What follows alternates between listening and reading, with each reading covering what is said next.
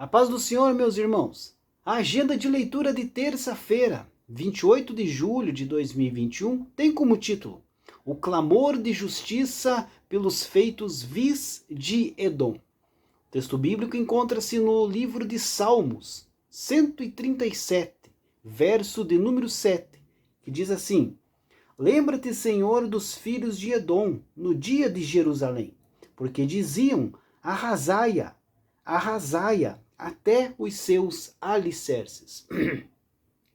Queridos, os filhos de Edom eram os descendentes de Esaú.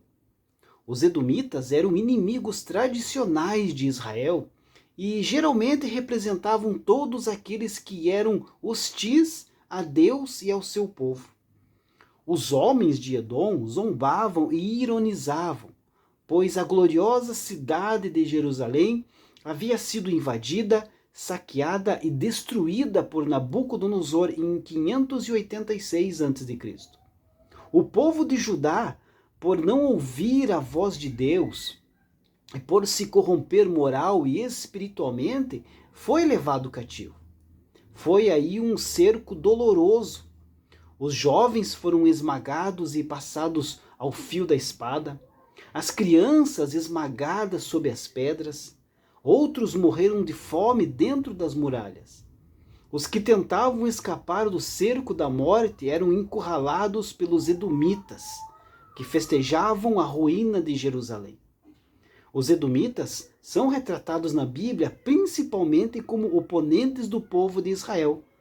Apesar de serem povos irmãos, os edomitas se ocuparam em ser hostis com os israelitas.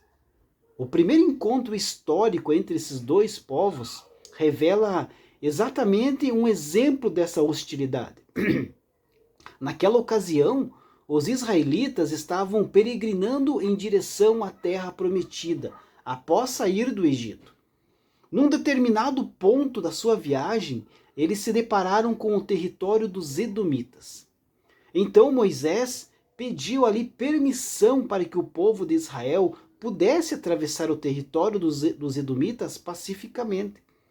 Ele até se comprometeu em pagar ali por qualquer coisa que, porventura, os israelitas viessem a precisar durante o caminho. Mesmo assim, o rei de Edom se recusou a deixar o povo de Israel passar.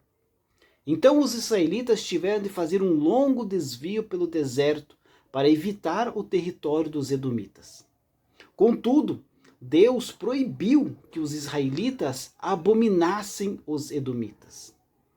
Por conta do seu ódio contra os judeus, os profetas profetizaram sobre o julgamento divino contra Edom. Uma das profecias mais emblemáticas sobre a ruína dos descendentes de Esaú foi proferida pelo profeta Obadias, que está lá em Obadias 10 e 14.